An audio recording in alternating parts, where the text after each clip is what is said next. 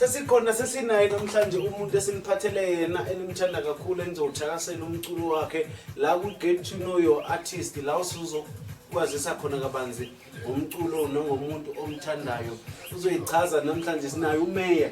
Uthe uthanda igama lika Meya lelakhe lisepasini akalithanda thanda. Kodwa sothola ukuthi iliphi lelisepasini igama lakhe ukuze sazi igama lakhe sazi negama ledlaliso lakhe. Sinaye namhlanje uMeya oculayo la ku Zululand Studio TV. Wena hlala nathi wena uthakasele namhlanje interview ethu. Sawubona bhuti wami.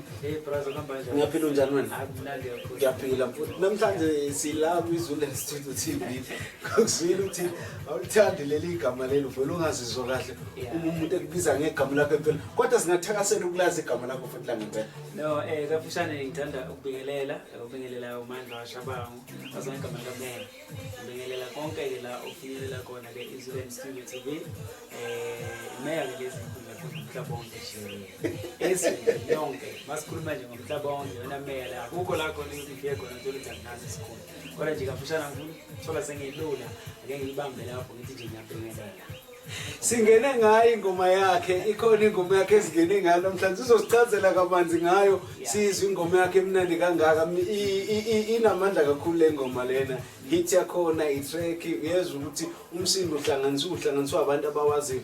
Meya Poto awusichazela ngale ngoma esingene ngayo namhlanje Poto. Ingoma esingene ngayo namhlanje idliso.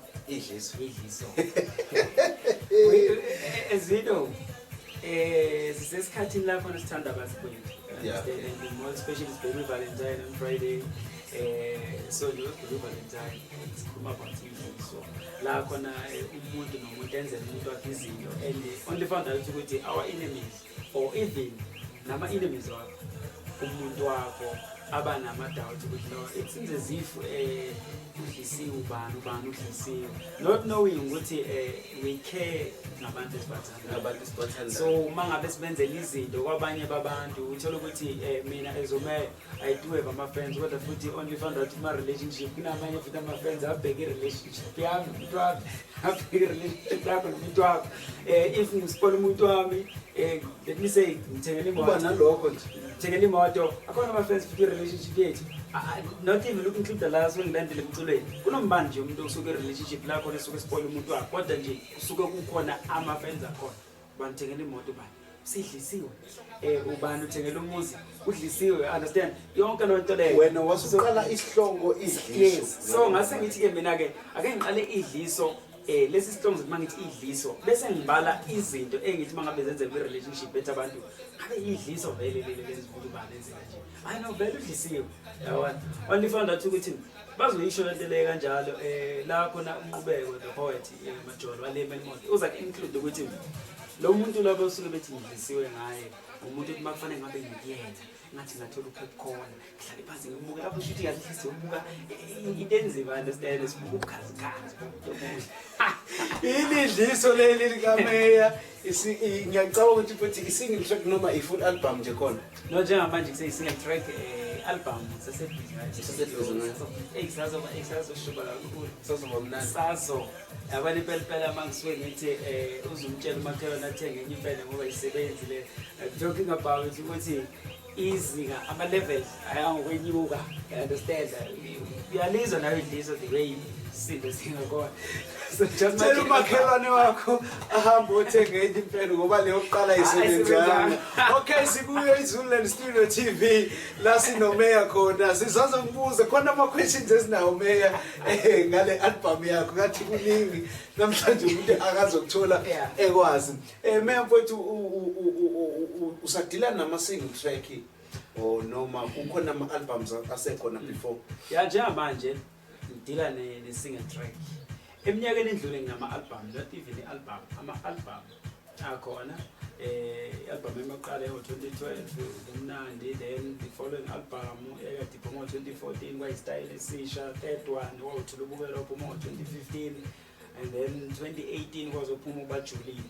So njengamanje into engibhizi ngayo busy-ke ngale album yami esihloko sasingakadaluki and-ke akwenzeki imvamisa imeza ikudla kube Meya eyithembisa abantu ibhomu mase kufanele liwe ibhomu bese kungenzeki and futhi wokunakisisa and ukubhekisisa ukuthi i-album esuke izokwenza uMeya i-title yakhona lumadida kodwa lo ngoma esuke iphakathi into yothatha i-album ngani wami ngiyakutshela umculo osuke engabetheka uyathwala ijobo akubi mnandi ngoba angisuye umuntu akahle uma ngabe ngizodedela ibhomu yabo njengoba nje ngithi ibhomu ngizodedela ibhomu ngizodedela ngiyacela abalaleli bethu ukuthi umeya ngicela angitshele indawo akasuka kuyona nendawo akakhulile kuyona khona into esoyithola iningi information esoyithola kumeya ukubona insizwa mayidlalisa amagama iwadlalisa entombini ikidideka intombi ingazi ukuthi iqombe noma yenze njani ngokudlalisa kwamagama meya ngicela futhi usitshele ukuthi ukhulele kiphi indawo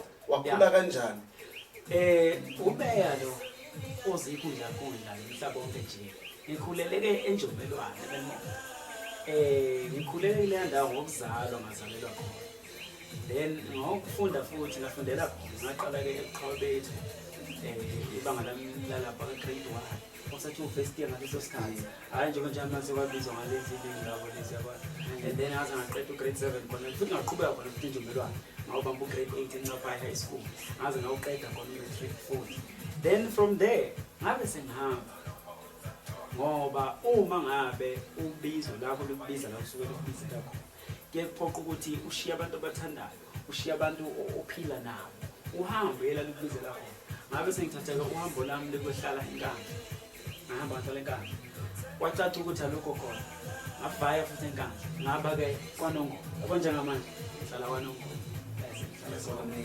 esingomeni lapha ngihlala nobaye endaweni esonto kakhulu ngihlala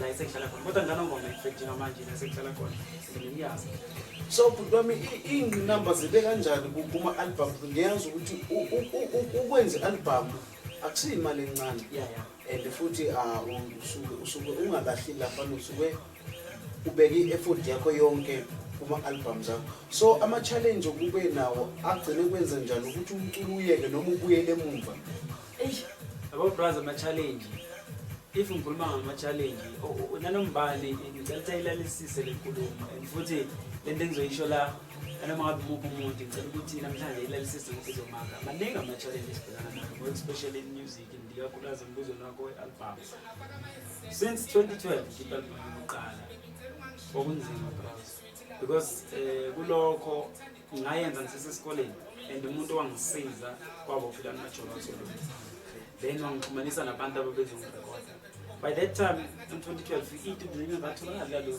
ukuze uthi uyafuna ukhonje kokoni konje koThekwini but fortunately wafika uPhilani Majola then oyena uMthatha letholungu but the challenge yaba khona kwaba ukuthi ngiyacula ukucula kodwa into yami ayindawo that was the first challenge engabhekana nayo wasukusho ukuthi ke uma ngabe ukholelwa entweni ngoba uNkulunkulu ekunika into understand if ekunika into bese kuba ukuthi wena iquestion onayo uyakholelwa yini ekuthenini lo nto isebenze understand then kwaba i-challenge ukuthi uqala yaphuma kufanele ukuthi ngidayise kwanzima ukuthi ithenge but ngaphusha ngaphela manje but the following year 2013 ngenza amasingle aphusha futhi still ama-challenge beningi ngalendlela ukuthi somewhere bengizenrisk impilo yami somewhere ngiriske ngayo yonke into enginayo knowing ukuthi at the end izozuza but uma ngiqhathanisa unyaka enguwo njengamanje ngomculo wami compared to unyaka ngaqala ngawo ubetter kunalokho engingaqala and i-challenge bengibhekana nayo mfisa umuntu akwazi uma ngabe unento onayo noma into osuke wayinikwa understand isebenzise and izokusebenzela futhi bese uyakholelwa ukuthi kuma challenge engibe nawo abuhlungu and amanye umuntu ngeke azakwazi ukwamela uyabuka ukuthi mfethu ukurelease i-album from uqala ubhale after usuqedile ukubhala fanele uye studio ungene studio ufike nakhona record lapha studio ziyabuya ntaba this is what I used to say akudlala umculo lo manje ngithi akudlala umculo lo kuyabhalwa kuyakhokha studio so ngisho into ngempela nawe fanele uyenze as an artist uyibuka ukuthi and fanele uchithe isikhathi sakho kuyo yonke into nakhona studio uma usurecordile fanele ukhokhe uthatha mali and isikhathi samanje abasiponsor awekho so sisebenzise lokho esisuke sinako ukuphusha ukuthi sifike la esiyakhona and lucky-ke uNkulunkulu wangenzela ezinye ngathola abantu abaphila ngoba ngila namhlanje ngikhona ngumema namhlanje ngiphuma emaphepheni ngikhulunywa emarediyweni ngidlala umculo wami emarediyweni abantu this and that ngapha nangapha bonongoma Nkandla Melmode ama-bookings angena ngapha nangapha kunabantu engisuke nabo phansi la khona engabala khona oBelda Image Jezebel Entertainment. Those were the first people empilweni abakwazi ukuthi belakhe igama lami, understand? Kwazoba ama-community radio station kanti ubudlelwano nakhona abasakazi ama-radio ngiphusha kunzima brother kunzima ngalendlela ukuthi kwezinye zey'nsuku bengizingayikhe nge-CD.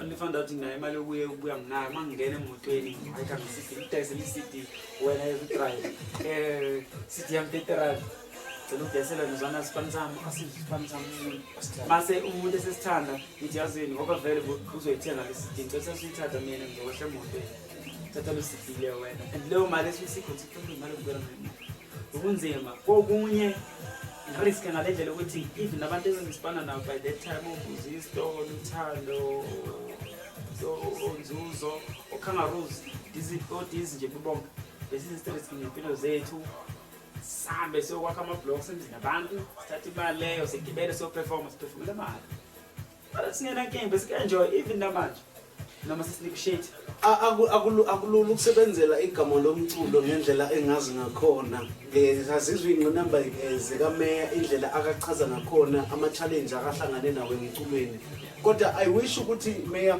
if nje namhlanje umuntu ahamba oscrolla abuke ama-interview esuke sinawo eZulu Studio TV ethi ngambona umeya indlela ayichaza ngayo ngawuzwa umculo wakho udlala at the backside kodwa namhlanje uma ngafika umuntu athi meya ngingakuthatha ngufake ecompany yami ngingakuthatha ngikuphushisa umculo wakho ngingakuthatha ngidayisise umculo wakho ngiyakuthatha ngikusebenzise ukuze ngisebenzele igama lakho ungathini kulowo muntu loyo yabona nje ngingakaphenduli kuhle lokho ngiyathanda kodwa njengamanje kunezinto ekufanele siyibheke esithina abaculi ukuthi ngabe ukuyifaka lo nto leyo awuyifaki nokugibela understand abo esesikhathi we used to sign ama-contract not knowing ukuthi egcine ngizokaxela ikusasa silazi siphatheleni and uNkulunkulu awazihlela kanjani kunehepheni ukuthi ngashaya i-track belibe hithi only found out into ayisayine i-contract igcineni siyabonga understand kuhle lokho futhi ngakujabulela lokho kodwa sengafanele kube nengxoxo nami ngibhekisise ngenze iso ukuthi ngabe lento engiyifaka kuyo angilimazi no special bantu nabaculi ukudlala esikhathini samanje and only found out vele nomculo uyibhizinisi wonke umuntu uma ngabe efika kumfikela ukuthi azogena and wena entweni wayibophezela ngayo lokho ngakujabulela mina ukuthi uma ngafuna umuntu engenza kanjalo right singahlala phansi sixoxisane sibone sinegotiate siphelaphi then senzani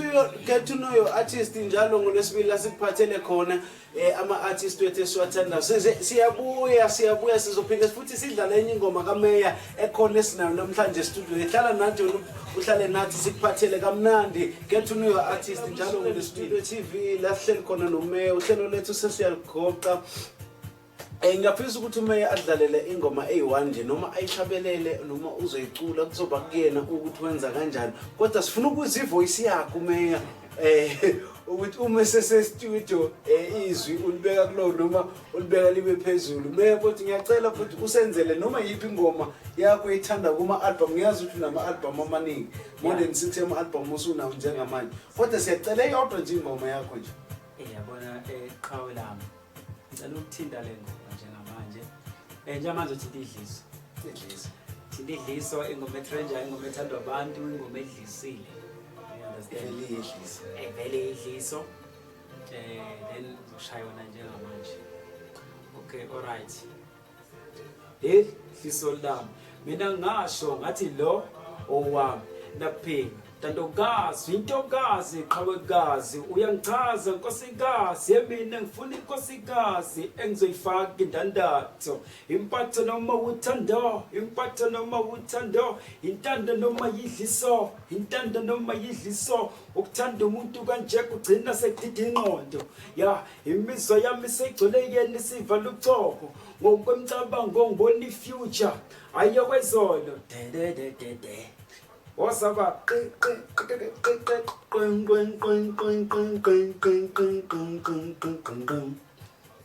Asha Iyo ingoma le etrendayo iyo ingoma edume kakhulu ethi idliso. Mina le ngoma le ngiyacabanga ukuthi uyibhale wawujulile kodwa sicela singayi lapho ukuthi okumapha ama emotions. Ngiyacela mfowethu makhona umuntu ofuna ukucontact noma umuntu ofuna ukukufonela noma mhlawumbe ethi uma ngamdinga emcimbini wami ngiyamdinga noma ikuphi lapho engenze khona i-event futhi ngiyacela mfowethu ubatshele ama details akho yonke into otholakala kuko.